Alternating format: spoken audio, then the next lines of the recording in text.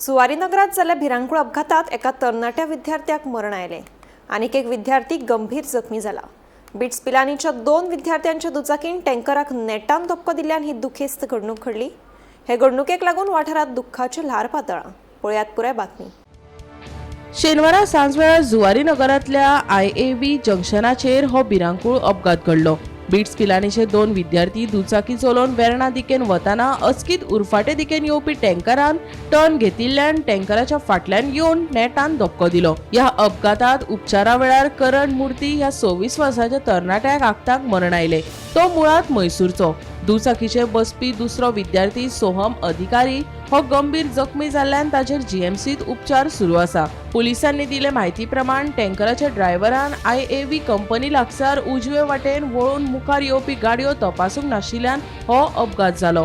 या प्रकरणात वेर्णा पुलिसांनी भारतीय दंड संहितेच्या कलमा खाला केस नोंद करून ड्रायव्हराक अटक केली, पूण उपरांत जामिनाचेर ताची सुटका जाली। हे घडणुकेची फुडली चौकशी पुलिसांनी सुरू केल्या। मजगती या अपघाताक लागून वाठारांतले येरादारी वेवस्थेविशीं प्रस्न उपरासल्यात। गोमंतक TV खातीर किरण बोरकार।